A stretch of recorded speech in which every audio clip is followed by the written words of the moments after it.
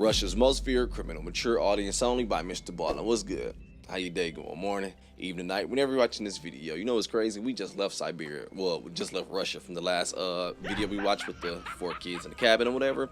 But either way it go, though, I ain't gonna talk your ears off. I ain't got a long intro. We're gonna go ahead and jump right to the video. I already read the description. I see it is a dedicated story here. In the early 2000s, dozens of people started going missing from a rundown Russian neighborhood. Yo, if you want to check out the original video, link will be in the description below. But let's go.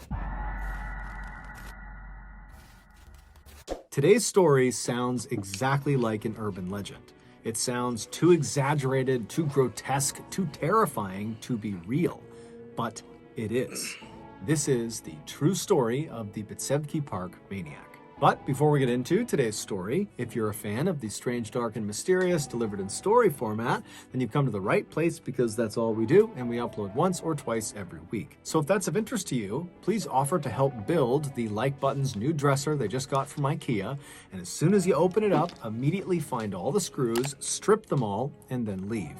Also, please subscribe to our channel and turn on all notifications so you don't miss any of our weekly uploads. All right, let's get into today's story. Gotta mute up real quick. Copyright.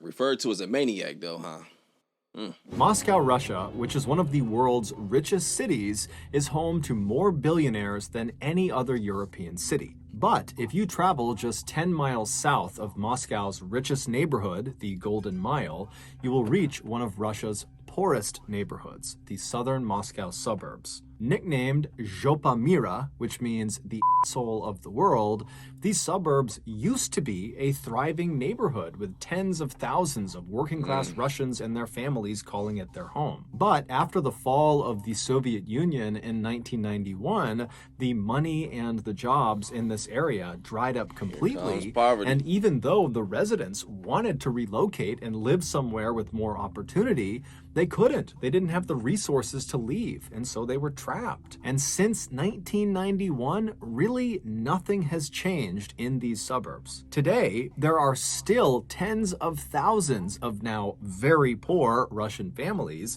that still live there, living in these totally overcrowded Soviet apartment buildings that are these big, square, identical things that are literally falling apart.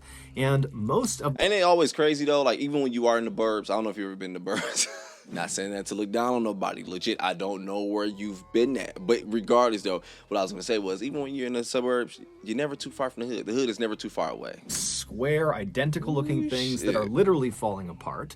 And most of the people who live in these suburbs either are unemployed or they work some dead-end job that barely pays them any money. The police in the suburbs are completely underfunded and, for the most part, are corrupt. And so crime over the years has really taken a dramatic uptick. Also, drug and alcohol... Are we watching the news? Hold up. Hold up, I went back Most a of the bit. Stop people playing. who live in these suburbs either are unemployed or they work some dead-end job that barely pays them any money. The police in the suburbs are completely underfunded and, for the most part, are corrupt. And so crime over the years has really taken a dramatic uptick. Also, drug and alcohol abuse are completely running rampant in this part of the world. But despite their notoriously rough living situation in the southern Moscow suburbs, these residents do have one claim to fame, and that is the Bitsevsky Park. Bitsevsky Park is comprised primarily of a massive, lush green forest that is full of wildlife and beautiful streams and clearings, and it sits right on the southern edge of the southern Moscow suburbs. In total, the park covers a whopping 2,700 acres and stretches 4 miles from top to bottom, which makes it 3 times bigger than New York City's famous Central Park. Bitsevsky Park had always been a popular tourist destination for people living around Moscow, but after the fall of the Soviet Union, the park's popularity skyrocketed, specifically amongst people that lived in the southern Moscow suburbs. As their lives continued to become more bleak in the 1990s, they compensated by going to the park as much as they possibly could. They would take long walks in the woods, they would play chess with their friends along the peripheries on the park benches and tables, or they'd go cross-country skiing in the winter. Basically, year-round, this park became their escape from their miserable everyday lives. But that would not last. Starting in the early 2000s, something totally unexplainable and terrifying began happening in the park, specifically in the heavily forested area in the park. And eventually, this unusual event that was taking place, got so completely out of hand that the residents of the southern Moscow suburbs stopped going in the park. They were literally too scared to go inside. The strange phenomenon began in 2001. From May to July that year, Gotta add real quick. So what it sound like here, I am assuming, and yo, if I'm wrong at the end, I would definitely say, yo, put my feet in my mouth, definitely apologize. But regardless, what it sounds like here. All right, so we have what sounds like the hood, but you have this one escape that we love going to, which is this amazing park that we hear about. But of course, you know, we got that one person, or who knows, maybe multiple individuals who just have to F that up. You know what's crazy? And not to make it like about me or like, oh, you trying to seem hard like you live the hood life. No, I don't live in the hood. But regardless though, I did when I was living in Flint. But you know what's crazy? I ain't even about to take it there. Fuck it. Look, let's watch this damn video, dog. This ad over anyway. Long ass ad. Specifically in the heavily forested area in the park. And eventually, this unusual event that was taking place, got so completely out of hand that the residents of the southern Moscow suburbs stopped going in the park. They were literally too scared to go inside. The strange phenomenon began in 2001. From May to July that year, 10 people went missing after having been spotted either in or right around the outside of the heavily forested area inside of Bitsevsky Park. All of them were alone when they were last spotted, and all of them or right around the outside of the heavily forested area inside of Bitsevsky Park. All of them were alone when they were last spotted, and all of them were men. Now, there was some precedent for people suddenly going missing in this part of Russia. Every now and again, people would try to flee these suburbs to try to make a better life for themselves somewhere else, but time and time again, they would just come back a couple of days or weeks later because it hadn't worked out. But when these 10 men did not come back in a couple of days or weeks, their families went to police and reported them missing. But unsurprisingly, the police did not launch an investigation. Instead, they accused the 10 missing men of just being drunk bums who probably wandered off somewhere, and whatever trouble they were in, it was their fault. Now, the families and the locals did not buy this explanation, but they're really... I'm not saying it. Just what I'm watching from this video sound like there's no value in that life to me. Not me saying it, that's what it sounds like they would be saying. Like, yeah, there's no value in that life. Yeah, we don't care about them. Their families went to police and reported them missing. But unsurprisingly, the police did not launch an investigation. Instead, they accused the 10 missing men of just being drunk bums who probably wandered off somewhere, and whatever trouble they were in, it was their fault. Now, the families and the locals did not buy this explanation, but there really wasn't a better explanation. These men really had just kind of vanished. No one had any idea where they went. And so given the kind of general grim outlook on life that lots of people held in this area, people just kind of accepted that whatever happened to these 10 men happened, and there's nothing any of us can do about it. And they moved on. But in October of that year, so 2 months after the 10th man had gone missing in the park, another man went missing in the park. And then by the end of the year, 4 more men had vanished inside of the park. And all of them vanished under the same circumstances. Last spotted alone in or around the heavily forested area in the park. The families of these 5 men would go to police. They would report their family members missing. But again, the police did not launch any investigation. And I'm just wondering, is the next man, are they aware of the previous situation, what happened? Like, yo, is this being reported on the news, I should say, like to the public, so we all know, like, yo, this park people are coming up missing? Or was it just in totality at the end, once we put it all together, this is how much we had? It was like, yo, we found out X amount of people came up missing here, and forested area in the park. Because I'm just The wondering if they families knew, of dog. these 5 men would go to police. They would report their family members missing. But again, the police did not launch any investigation and blamed the missing people for being responsible for whatever happened to them. And then after that, the families kind of mourned the loss of these 5 men, not really sure what to make of it. And locals kind of gossiped about it for a little while and started to speculate about what might have happened to them and kind of lumped them in with the 10 other men that had gone missing.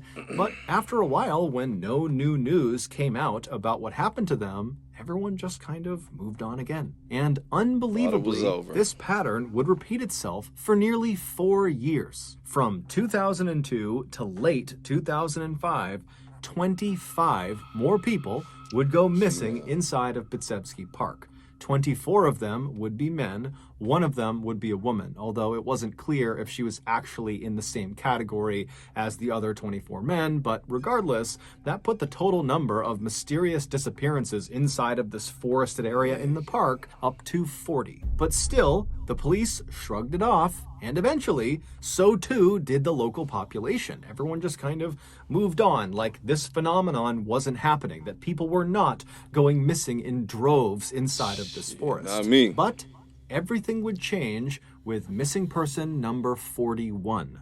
Because unlike the previous 40, this missing person would be found again. 63-year-old Nikolai Zakharchenko was a retired police officer who lived in a tiny apartment in the southern Moscow suburbs with his family. He was a classic Russian tough guy who chain-smoked cigarettes and drank lots of vodka. And even though he was well aware of the missing person phenomenon inside of this park, that wasn't about to stop him from doing the thing he loved, which was going on walks inside of this park. He figured whatever was out there, he could handle it. So one evening in November of 2005, Nikolai told his sister that he was going to go out for a walk in the park. But that night, he didn't come back, and so his family was very worried about him, but they decided they would wait until the next morning to see if maybe he showed up. But the following morning, when Nikolai did... That would legit be the scariest feeling ever, knowing your loved one went to that park. It's not like we're all aware of this park, but we kind of just brushed it off. And then, oh, shit, that person didn't return. Boy, you know how long that night would have been? Boy, you couldn't pay me to go up in that park. And that's crazy as hell. The only escape is just legit on lock. And it's like, the police is like, we're not doing shit about it. We don't give a F. But it sounds like, I'm going to let it finish here. Now, once it was one of ours, all right, now we got to see what the fuck going on. No more stopping, dog. But that night, he didn't come back, and so his family was very worried about him, but they decided they would wait until the next morning to see if maybe he showed up. But the following morning, when Nikolai did not show up, his family went to the police. But per usual, the police did nothing. A few days later, a local was walking fairly deep inside of the forest inside of Bitsevsky Park when they noticed well off the trail, off to the left side, there was something unusual kind of tucked in the underbrush. Now, this local was all alone. They had kind of a bad feeling about whatever this was, and so they called the police and they reported seeing something strange. And surprisingly, the police did actually come out and they went over to investigate, and they found this unusual thing.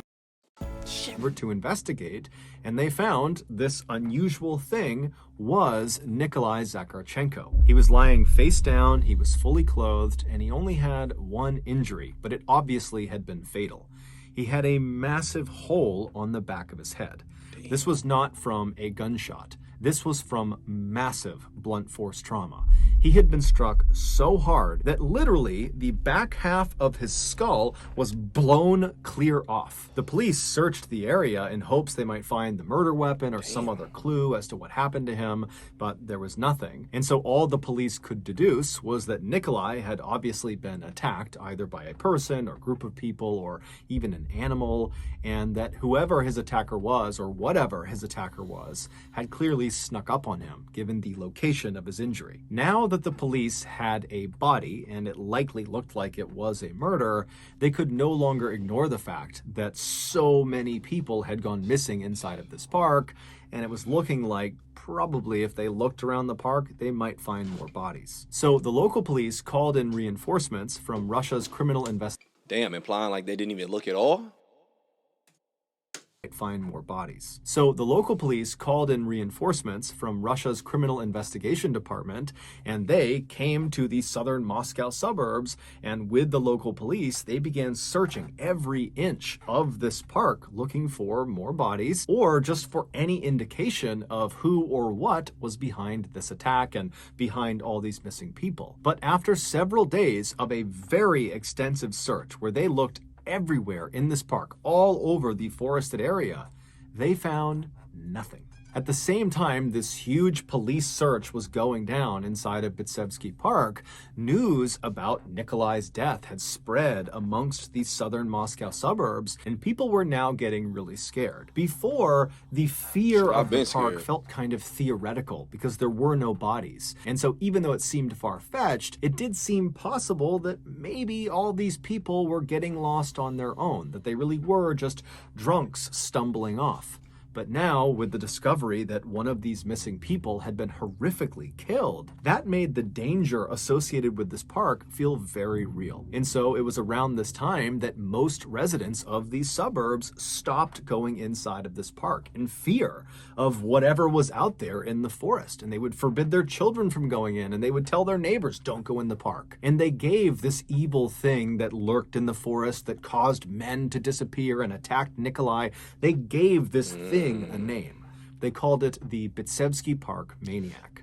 But despite the fear of this maniac causing so many people to avoid this park, and despite the massive police presence that was in the park constantly looking for bodies, looking for clues, and just generally patrolling the area, despite all that, people still continued to go missing in this park. Starting just a week after the discovery of Nikolai's body in November of 2005, all the way up to April of 2006, 9 more men would mysteriously vanish in the forested section of Bitsevsky Park. And just like Nikolai, just a couple of days after they were reported missing by their families, they would be found lying out in the middle of the park with the backs of their heads caved in. But unlike Nikolai, most of these 9 victims had been found with a glass bottle jammed into the hole in the back of their head, meaning almost certainly this was the work of a human, not some animal. By this point, almost no one was stepping foot inside of the park because it was basically common knowledge that, a serial killer is obviously on the loose in the forest.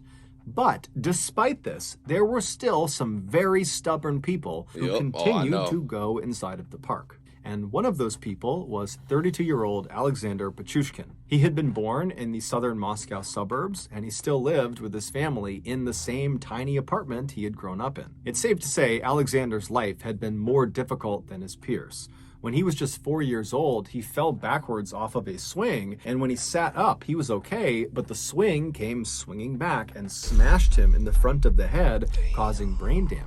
Now, his family did not have the money to send him to a hospital, and so when he stood up after getting struck and he was kind of able to walk around and he seemed okay, they determined he was fine and they didn't follow up.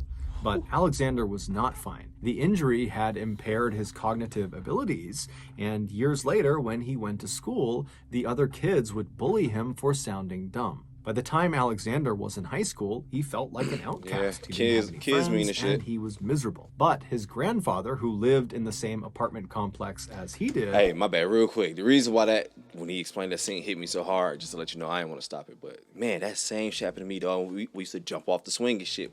But it happened to me a couple times. Luckily, that ish never happened to me, though. But, god dang. How hard could this swing be coming at you? He was miserable. But his grandfather, who lived in the same apartment complex as he did, he noticed this about Alexander, and he decided he would take him under his wing and he would look after him. And so the first thing he did is he asked Alexander to come over and he taught him how to play chess, believing that would be something they could bond over. And when he taught Alexander the rules of this game, which are quite complicated, it was like it opened up the secret portion of Alexander's brain that had never been opened before. Alexander immediately absorbed all this information about chess and became a master of it practically overnight. Within Boy, a you couple can't of beat me, days dog. of being taught how to play, he was beating his grandfather virtually every time they played together. And so his grandfather was totally thrilled about this and was very proud of Alexander. And so he decided to bring Alexander down to Bitsevsky Park, where all these old men who were total chess masters were always playing chess on all of the park benches and tables. And so he brought Alexander down there, and he Man, I put always him wanted to up do that. against all of these incredible players. I was on the chess team all of middle school, dog. I was so fire. I ain't gonna cap to you, man. I ain't played in years, though. He brought Alexander I always down wanted to there, do this, and though. he put him up against all of these incredible players, and very quickly, Alexander was wiping the floor with them. And they loved him for it. He was their star. He was their prodigy. They totally adored him, and they respected him. And when they found out he was getting bullied at school, they made a point of telling him that he would always have a place with them in this park. And so for Alexander, this was like the best moment of his life. He finally felt like he was accepted, and he finally felt happy. And so over the years, even after Alexander's grandfather passed away, Let me guess, he ain't gonna be able to go to this park no more. Excuse me, cut him off. He ain't gonna be able to go to this park no more because what's going on. Then fuck. happy. And so over He the gonna still years, go even anyway, after huh? Alexander's grandfather passed away, Alexander continued to go down to Bitsevsky Park to play chess virtually every day. And he kept going to the park to play chess, even when men began going missing in the park, including some of the men he played chess with. And Alexander continued going to the park to play chess, even after bodies began piling up in the park. Alexander's mother was terrified for him and felt like he didn't understand the risk like, he boy, was if you putting don't himself stop, in by going to this park all the time. But every time she pleaded with him not to go, just take one day off from playing chess, Alexander would say, "Mom, I'm gonna be fine." And then he would leave anyways. In April of 2006, Alexander was 32 years old and worked for a local grocery store stocking shelves. By this point, at least 50 people had vanished mysteriously in the forested section of the park, and 10 bodies had been found. On the morning of the 12th of that month, Alexander showed up to the grocery store for his shift, and right away he noticed there was a new employee. It was this beautiful older woman he had never seen before, and Alexander, while he was confident playing chess, was not remotely confident around women. He had never had a girlfriend before. But he found himself looking at this woman across the store, feeling like she was different, that she was more approachable than other women. And so he told himself that day he was going to go up to her and he was going to say hi. And so all through his shift, he kind of awkwardly watched this woman from a distance, kind of building up his confidence. And then at the end of his shift, her shift was also ending, the pair walked outside at the same time, and Alexander was about to say something, but he just couldn't find his voice. And then he noticed this woman had put a cigarette in her mouth, but she was fishing around for her lighter, like she couldn't find it. And so Alexander jumped into action and pulled his own lighter out, and he held it out to her and said, "Hey, can I light your cigarette?" And so before long, the two were chatting, and they were walking together. Sounds like and some smoking movie-ish. cigarettes. And over the course of their conversation, Alexander would learn this woman was named Larissa Kolegina, and she was 48 years old, and she lived near Alexander's apartment. And so after they walked for a little while, they arrived in front of her apartment building, and at this point, Alexander knows she's about to go inside, and so he suddenly feels bold, and he asks Larissa, "Hey, do you want to continue walking around with me for a bit and maybe do a pass through the park?" Now, at this point, the Bitsevsky Park was totally not a place you would bring people to. This is a place that everyone in the area is basically terrified of. But for Alexander, Bitsevsky Park was like his happy place. And so naturally, if he's going to take a woman on a date, that's where he's going to bring her. And surprisingly, Larissa was very quick to say, "Oh, let's go to the park." And so the two, they lit up another cigarette and they walked across the road and they walked through the front gates of the park. Nigga, it was one woman. You ain't scared to go in. I'm just saying, you ain't scared to go at night. Hell no, the fuck I like going to that park at night. You dog. Hell no, I could be wrong, dog. Hell no, bitch.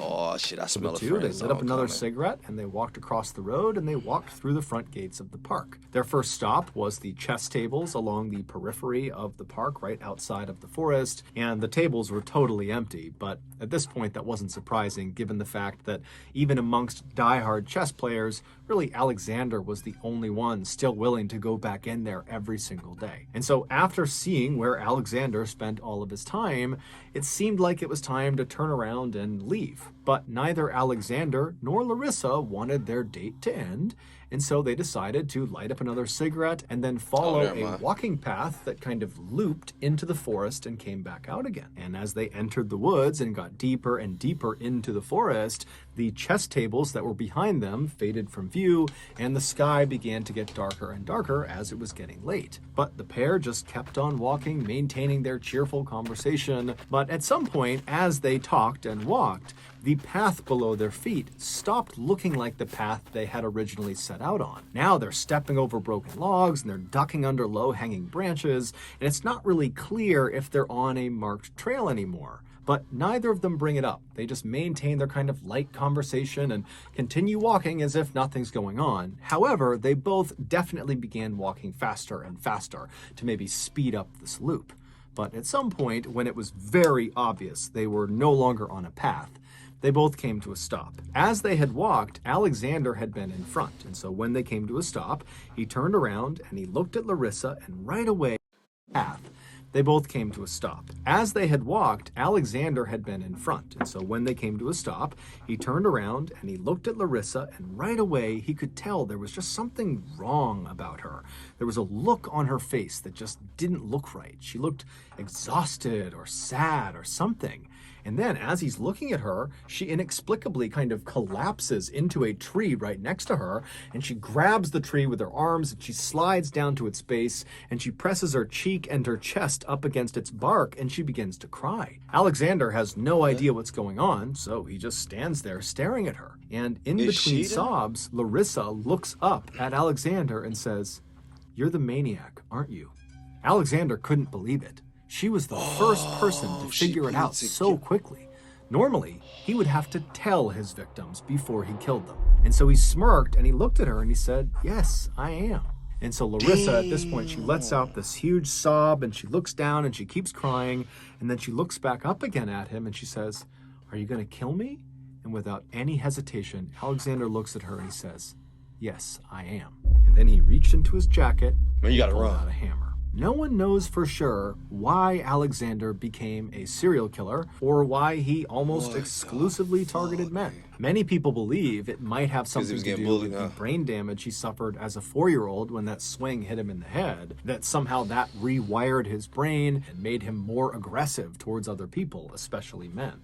But that's just speculation. Damn, the and human other body than is that fucking injury, crazy. there really isn't much in Alexander's life that stands out as a big red flag. He just kind of floated about his life and followed the crowd. But in 1992, when he was 18 years old, he got this urge to kill, and he actually decided to act on it. He brought up this desire to a classmate of his named Mikhail Odachuk, and surprisingly, Mikhail says to Alexander, "I want to kill someone too. Let's do it together." And so the two met up a couple of days later and they headed off to Bitsevsky Park and began walking around the forest looking for a lone person that could be their victim. And as they're walking along, Alexander, he's fully committed, but he can tell Mikhail is not. He's starting to get cold feet and he's talking about, maybe let's stop for now and head back and maybe do this another time. And Alexander, he's getting more and more angry and frustrated with Mikhail until finally Alexander decides,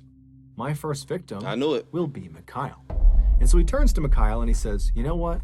If you want to head back, you can." And Mikhail says, "Okay, maybe we can do this another time, right?" And Alexander says, "Sure." And so Mikhail turns around. And as soon as his back is to Alexander, Alexander pulls out his hammer and he smashes Mikhail in the back of the skull, causing Mikhail to crumple to the ground, either dead or unconscious. But either way, he's laying on the ground. And as soon as he is, Alexander remembers that they had passed a little while earlier this well kind of hidden in the middle of the forest. And so he grabbed Mikhail's body and he dragged him through the forest over to this well. And when he got to the well, he pulled the lid off of it, and then he picked Mikhail's body up, pushed him up and over the edge, and dropped him inside. And Mikhail fell 30 feet all the way down to the icy water below. And then Alexander put the lid back on the well, he grabbed his hammer off the ground, and he left. An important part of Alexander's killing was this well. This well was not a drinking water well. It was basically an access point to this deep underground sewer system that stretched all around the underside of this park. And so when Mikhail fell down this 30-foot shaft, he didn't just land at a pit of water right at the bottom of the well. Instead, he fell all the way down the shaft until it opened up like the bottom of a huge scientific beaker. It was basically like this big cave at the bottom of the well that was full of very deep water. And so Mikhail would have splashed into that water, which was icy cold, and then after Alexander put the lid on top of the well, it would have been pitch black inside that space. Now, even if it had been lit up, there was no ladder for Mikhail to climb back out of, and there was a current running through this well because there were tunnels leading into it and then out the other side. And so Mikhail, if he woke up, if he was conscious when he hit the water, he would have immediately been swept into another tunnel, and many of the other tunnels that led away from the... I ain't gonna lie to you, dog. I'm still hurt from the way he explained her hugging that tree and just realizing this is the fucking end. Legit understood, yo, you are him. There's no effing way with that many people missing, authority doing nothing about it. Should she have gone in the woods with dude by yourself at night after a date on which sounds like was the first date? Oh, come on, man. Come on, man. Swept into another tunnel, and many of the other tunnels that led away from this cave space were completely filled with water. And so he would have had nowhere to breathe. He would have been sucked into a tunnel and he would have drowned. And so whether Mikhail died from the strike on the back of the head or whether he drowned, we don't know. Damn. But he died after being thrown in the well. And then his body was swept miles and miles away to some deep underwater recess where nobody was looking. Alexander would wait another 9 years before he killed again. But once he started up again, he didn't stop. His first kill after the hiatus was in the summer of 2001. His victim was a man he liked to play chess with. In fact, this was a man that loved Alexander and was definitely one of Alexander's friends. They regularly played chess with each other. And one day in May, after a game of chess, Alexander asked the man if he wanted to head into the forest to pay respects to his dog, who he had buried out in this forest. And he told the man he was going to have a sip of vodka over his dog's grave. And so this chess friend of his agrees to go with Alexander because he loves Alexander. He's a good friend of his, and says, absolutely, let's go pay our respects to your dog. And so the pair begin walking into the forest, and at first they're on a trail, but eventually Alexander says to this man that you need to leave the trail in order to get to the gravesite. So the man says, yeah, no problem. And so they get off the trail and they're walking for a little while until they reach the well. And when they get to the well, Alexander stops and he kind of points to some arbitrary spot on the ground and says, oh, that's where my dog was buried. And so Alexander pulls out a bottle of vodka and he takes a swig, and then he hands it to the man, who does the same thing to kind of do this commemorative drink for this dog. And then afterwards, Alexander looks at his friend and kind of gestures with his arm to get the man to, take them back out of the forest, back out to the chess tables. And so the man turns around and begins backtracking. And as soon as he does, and his back is to Alexander, Alexander pulls out his hammer, he walks up behind his friend, and he smashes him over the back of the head. And then just like Mikhail, he drags this man's body over to the edge of the well, he pulls the lid of the well off, and then he lifts this man up, and he dumps him into the well shaft, and then he puts the So where did the bottle come from? Alexander continued to lure his victims out to that well, and all of his victims were people he knew.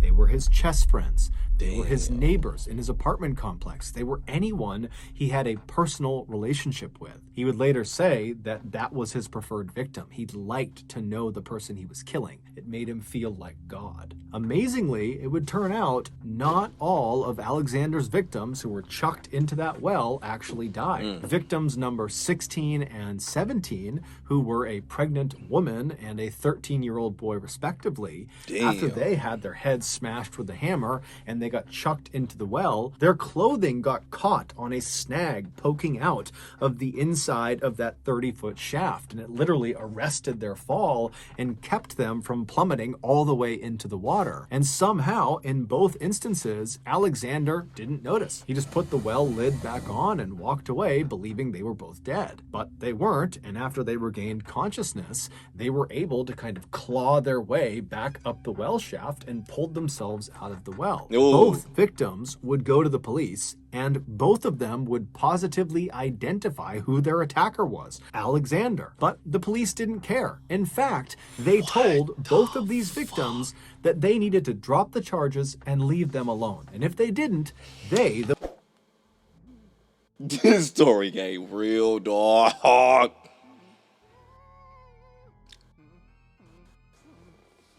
Oh, what the fuck? Alexander. But the police didn't care. In fact, they told both of these victims that they needed to drop the charges and leave them alone. And if they didn't, the police, would come up with something to have both of them arrested, the victims. And so Alexander got away with it, and the victims were literally intimidated by the police to stay quiet. And so that led to dozens and dozens more murders. In April of 2006, after Alexander told Larissa he was the maniac and he was going to kill her, he walked behind her as she cried and continued to hold on to the tree, and he wound up his hammer and brought it smashing into the back of her head. And then as she slumped to the ground, after Alexander told Larissa he was the maniac and he was That's crazy as hell to me, dog. That's the face she met on the first day. It was I don't give a man. It was like, yeah, sure, I'll go on a date. In the fucking woods. I stereotype. After like Alexander told Larissa he was the maniac and he was going to kill her, he walked behind her as she cried and continued to hold on to the tree, and he wound up his hammer and brought it smashing into the back of her head. And then as she slumped to the ground, he hit her several more times in the back of the head with the hammer, and then he pulled out a vodka bottle and he jammed it inside of the hole, and then he left. 2 months later, Alexander would lure another woman out into the middle of the forest with him. Her name was Marina. She was 35 years old, and she had met Alexander while working at the grocery store with him. She actually was hired to work at the grocery store to fill Larissa's now vacant spot. Before Alexander and Marina began their walk out to the park, which was Alexander's suggestion, Marina said she just needed to stop by her apartment to let her son know where she was going. And so they swung by her apartment. Marina went upstairs and she left a note for her teenage son saying where she was going and who she would be with, and she even left behind Alexander's name and his phone number on this note. And so when she came back out again and she and Alexander began walking towards the park, Alexander knew that if he killed her, which was his intention, that he would certainly be caught. The police were on super high alert at this point, and they would certainly get their hands on this note, and that would absolutely implicate him. And so he didn't really know what to do. But by the time they were strolling into the forest, Alexander had decided he was going to kill her. I knew it. And many people believe he did this specifically to get caught, not to protect the public from himself, but because he wanted fame. He wanted recognition for what he had done. This theory stems from the fact that starting with his 41st victim, Nikolai Zakharchenko, Alexander began leaving his victims' bodies out in the open. He stopped putting them into that well. And he wouldn't just leave them out in the open. He would prop them up in strange poses against trees, and he would jam glass bottles into the holes in the backs of their heads, indicating he wanted the police to find them. That way, that's what it he sounded could get like. all the credit he believed he deserved. When the police did finally arrest Alexander, they searched his apartment and they found this notebook. And in this notebook was a picture of a chessboard. Now, a chessboard has 64 squares on it, and in Alexander's notebook, this chessboard had 62 of the 64 squares filled in. And Alexander would explain to police that that was his scorecard. He had 62 victims. It would turn out 2 of those people had actually survived, the pregnant woman and the 13-year-old boy, but still, there were 60 murders accounted for in this notebook. Alexander would be fully cooperative with police and would tell them every detail he could possibly remember about every single killing, including what conversations were like with the person. Man, he gonna get like 2 years, huh? person he killed right before he killed them. He would also often reenact what he did to the person and how he felt afterwards. It was very clear that Alexander was reveling in the attention he was getting from law enforcement, and it was very clear that he loved talking about killing. Ultimately, the police were only I'd have been able on to guard too, wait, just in case you try to swing that bitch my way, boy. that he loved talking about killing. Ultimately, the police were only able to gather enough evidence to charge Alexander with 49 murders, not 60. Only? And when Alexander heard this, he was totally disappointed, and he asked the judge if he could get credit for the other 11 murders to maintain his 60 victim mark. The judge said no. During his trial, Alexander was deemed to be such a threat, he was kept inside of a glass cage the entire time. And during the proceedings, he showed no remorse and in fact seemed kind of happy, like he was enjoying the spectacle of his trial. He was ultimately given the harshest penalty under Russian law at the time, which was life in prison without parole, and the first 15 years of his life sentence would be in complete and total solitary confinement. So virtually no human interaction, kept inside of his cell 24 hours a day with nothing in his cell all day long. Alexander is still alive today, and he is still in solitary confinement. So that's going to do it, guys. If you got something out of today's episode and you haven't done this already, please offer to help build the like button. Yo, what the hell? That story made so many damn turns. I ain't gonna lie to you. At one point, you can say hindsight all you want. No, I put it together and I was like, all right, he's not afraid to go into this park alone at night on a date, which, damn, I'm not getting that part. But regardless, though, and then we also saw there was one lady on that picture, and I was like, okay, now he's going with one woman. I was like, oh shit, I think I know where this issue is going. Like I said, told you if I was wrong, I would have admitted to it, dog. But regardless, after that, no, my bad, cottonmouth. It started making so many turns where it was like, all right, okay, maybe the police, since they're not finding these bodies, whatever. Okay, so they have a reason to not look for after 40. It got to a point where I was like, all right, at this point, they're just not gonna look. I'm sorry. But regardless, though, I was like, okay, so it just sounds like maybe they can't find bodies, so they can't associate it with it and can't tie it to anything. But once they did find the body, okay, so now it was like, all right, now we're a little more active because now we see that. But legit, like he mentioned at one point, let me get some water. It sounded like dude was legit just leaving these mugs out, like, yo, I even left dog on a tree, like making a pose, whatever, doing some shit, whatever. But they just not finding these bodies, like. Probably was legit waiting, like, damn, is they gonna ever catch me or not? I'm sitting here waiting, and for the parents to knowing he's going in that park, man, I was like, man, I do wonder, like, were they really scared? Where it's like, oh man, we're worried, but he's not listening. Because I'm not gonna lie, I got to think of some shit even about my own kid. Like, you keep going to this mall. But nope, that wasn't the case, because as we heard, we had the girl and the little kid who escaped. Man, that would freaking suck to be treated that way. But as we heard, we had them who escaped and let them know, like, yo, XYZ, what happened? We heard the story. I ain't gonna recap the whole story to you, whatever.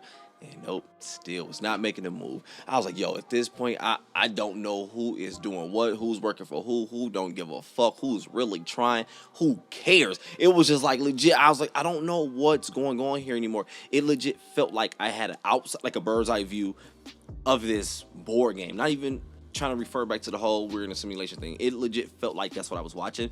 And I was like, okay, this shit feels like a test. It does, like how you said, it felt like an urban legend. It felt like legit someone wanted to play out something, like, okay, I want to see how this goes. I don't know why I was getting that feeling, legit, not being funny. I was getting that the entire time watching. But regardless, man, definitely rest in peace to everyone who fell victim to this shit, dog. This definitely sucks. But yo, I'm gonna go ahead and get up out of here and enjoy my day. You do the same thing. Enjoy your day, morning, evening, night, whenever you're watching this video, man. But I'm out.